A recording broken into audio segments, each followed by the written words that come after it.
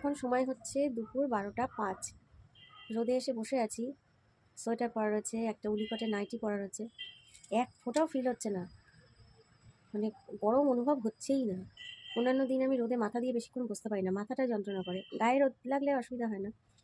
আজকে তাই ভাবছি আমার ছেলেটা ক্লাসরুমে কী করে ক্লাস করছে।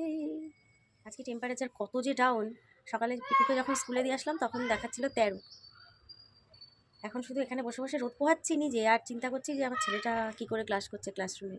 যদি একটু ফিল্ডে বের করে খুব খাওয়া দিচ্ছে এমন। মায়েরা যখন যেরকম সিচুয়েশানে থাকে সেই সিচুয়েশান থেকে সবসময় ইমাজিন করার চেষ্টা করে যে এই সময় আমার বাচ্চাটা কী করছে, এই সিচুয়েশানে পড়লে আমার বাচ্চাটা কী করতো।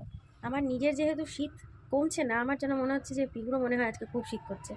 আবার ভাবছি না, সে তো প্রপার পোশাক পরিচ্ছদ পরে তবেই স্কুলে গেছে, আর হুটোপাটা করে বাচ্চা কাচ্চা, ওটা তো এমনি শীত কমই লাগে বলতে গেলে। আরও অতগুলো বাচ্চার মধ্যে ক্লাসরুমে রয়েছে, এগুলোও চিন্তা করছি। আবার ভাবছি কি আজকে মনে হয় না পাঠালেই ভালো হতো।